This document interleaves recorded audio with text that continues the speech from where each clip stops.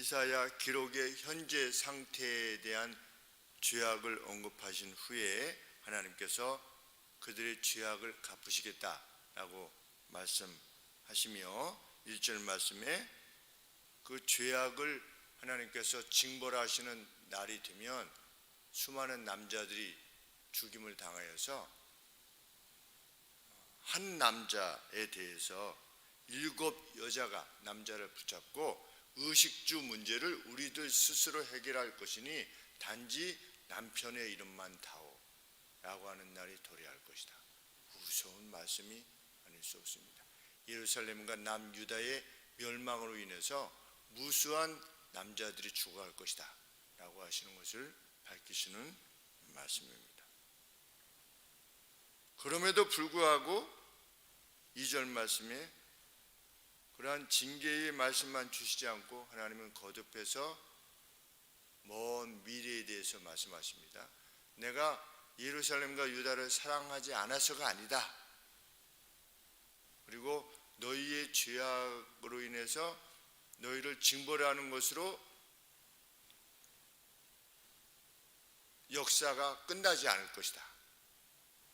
이 예루살렘에 대한 유다에 대한 나의 계획은 이러하다 라고 하는 것을 동시에 2절에서 밝히고 계시는 것입니다. 그날에 어떤 날입니까? 메시아의 도래의 날을 말하는 것입니다. 그날에 여호와의 싹이, 여호와의 순이, 성경에서 여호와의 순은 메시아를 늘 말해왔습니다.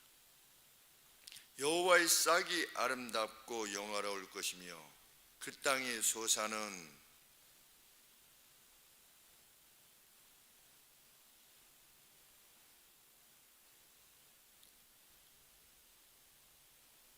여호와께로부터 오게 될 것인데 영화롭고 아름다울 것이다. 여호와의 싹 그 땅의 소사는 이스라엘의 남은 자를 위하여 영화롭고 아름다울 것이다. 항상 이스라엘에 있어서 남은 자는 하나님을 섬기는 무리들을 말하는 것인데 그날 메시아이신 예수 그리스도께서 오시게 되면 그 새 예루살렘은 어떻게 될 것이다? 3절에 시온에 남아있는 자, 그날에 먼 미래지요. 시온에 남아있는 자, 하나님의 성소, 예루살렘에 머물러 있는 자, 곧 예루살렘에 있어 생존한 자, 남은 자 중에 기록된 모든 사람은 거룩하다 칭함을 얻게 될 것이다.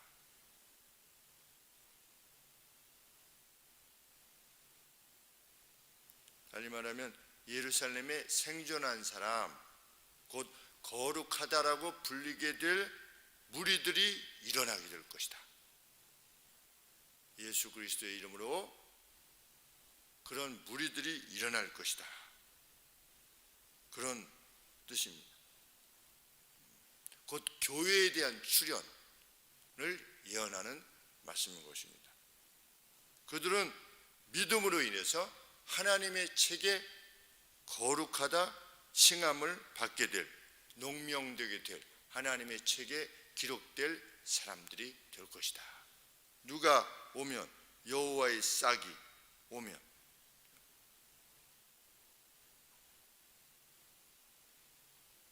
다시 현재로 돌아와서 4절 말씀에 이는 주께서 그 심판하는 영과 소멸하는 영으로 시온의 딸들의 더러움을 씻으시며 그 여인들의 그 죄악이 대표되어지는 그 더러움을 씻으시며 예루살렘의 피, 그들 가운데 흘렸던 선지자를 죽이는 것 같은 그 피를 그 중에서 정결케 하실 때가 됨이라.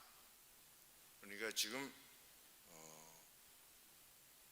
1절은 현재를 말하고 있는 것이고 2절, 3절은 메시아의 도래로 말미암는 미래의 새 예루살렘을 말하는 것이고 다시 4절은 현재로 돌아와서 이렇게 하나님께서 이스라엘의 죄악을 다, 유다와 예루살렘의 죄악을 다 도말하신 후에, 징벌하신 후에 이러한 일을 하나님께서 반드시 이루시겠다.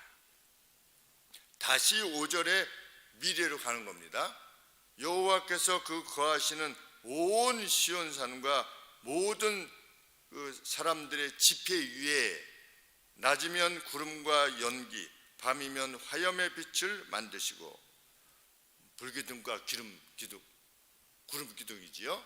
우리 광야 생활 때처럼 만드시고 그 모든 영광 위에 천막을 덮으실 것이며, 여기 천막이라는데 쉘터다, 우리 피난처를 말하는 것입니다. 이렇게 피난처가 되실 것이며, 또 천막이 있어서 낮에는 더위를 피하는 그늘을 지으며 또 풍우를 피하여 자연 재해까지도 피하여 숨는 것이 되게 하시리라. 메시아의 도래로 말미암는 교회의 출현, 새 예루살렘의 출현. 그래서 여호와 안에서, 예수님 안에서 참된 위로와 평안을 얻게 될 것이다. 이것을 지금 예언케 하시는 것입니다. 역사에 대한 하나님의 뜻하시는 바는 선명합니다. 하나님은 메시아를 보내셔서 온 세상을 구원하시는데 각 시대마다의 악을 제하시는 분이시다. 각 시대마다 어떤 공동체의 죄악을 멸하시고, 나라의 죄를 멸하시고, 개인의 죄를 멸하시고, 그러나 하나님께서는 그 가운데서도 자기 백성, 남은 자들을 돌보시며 이끄시는 분이시다. 그 대표적인 내용이 노아요. 그 대표적인 내용이 소돔과 고모라 가운데서도 롯을 구원해 내시는, 하나님께서는 시대마다 악인을 벌하시고 의인을 상 주시는, 지키시는 분이시다. 그것이 명백한 사실입니다.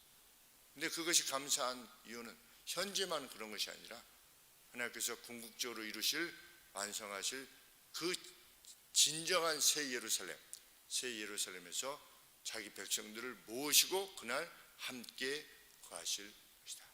그때는 해와 달이 필요 없는 여호와의 영광이 그 빛이 되시는, 다시 말하면 환하다 이런 뜻이기보다 그냥 모든 것이 환하고 밝고 선명하고, 그래서 기쁨과 행복으로만 가득 찬 날이 되게 하실 것이다. 이것이 하나님께서 우리에게 말씀하시는 바입니다. 오늘 우리는 우리 시대를 살아갑니다. 이미 이 이사야 선지자가 말씀하신 예언의 말씀이 이루어졌다는 것을 우리는 보고 오니 얼마나 감사한지 알 수 없습니다.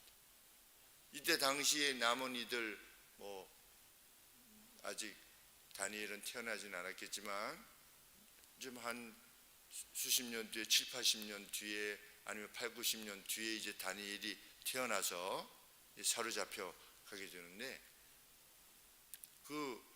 그때의 하나님의 무리들은 미래를 바라봐야 되는데 막 다 멸망하는 겁니다.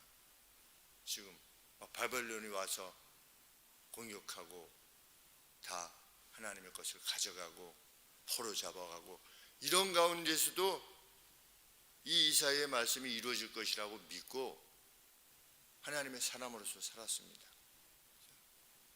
채소만 먹고서도 윤택하게 하시고 10배의 지혜를 허락하게 하시고, 수십 년이 지나고 나서, 약 70년 이상이 지나고 나서도 사자굴에 들어가서도 하나님께서 능력을 바라셔서 네가 섬기는 하나님이 너를 구원하시기에 능하셨느냐 라고 그 황제가 언급했을 때, 참 하나님께서 자신을 살리셨다라고 외치면서 참 굴 밖으로 나왔던 그 다니엘. 각 시대마다 하나님은 자기 백성들을 돌보시고 지키신다. 그것이 하나님의 분명한 선명하신 뜻이십니다. 특별한 이유가, 어떤 섭리가 있지 않고서는 하나님께서 그 각각의 가정을 그렇게 지키시고 그 공동체를 먹어주신다. 그것은 그렇게 체득하게 된 하나님의 존재는 우리로 하여금 그 소망을 분명하게 하는 것이죠. 그 믿음을 가지고 역사를 주관하시는 하나님, 이렇게 또 멸망 가운데서도 여전히 너희는 멸망할 거다. 그러나 내가 다시 예루살렘에서 좀 바벨론에 와서 다 그냥 부술 건데 다시금 이게 회복이 돼가지고서 여기서 메시아가 올 것이다. 누가 믿을 수 있었겠습니까? 그것을. 그런데도 이루신 하나님, 그 하나님을 우리가 섬기는 것이며 그 하나님이 우리의 구름 기둥과 불 기둥이 되어주시겠다. 이 약속이 우리에게 큰 힘이 되어지기를 소원하는 것입니다. 기도하겠습니다. 하나님 아버지,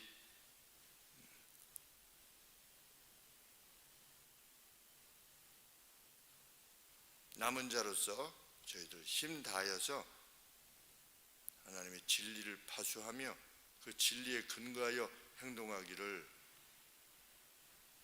용기 낼 수 있도록 도와주시옵소서. 필요한 지혜와 또 겸비함을 지니며 살아갈 수 있도록 도와주옵소서.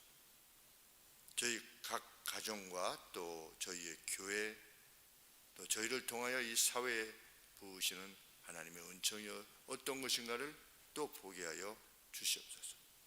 우리 자녀들에게 소원한 것을 남겨주게 하여 주옵소서. 예수님의 이름으로 기도합니다.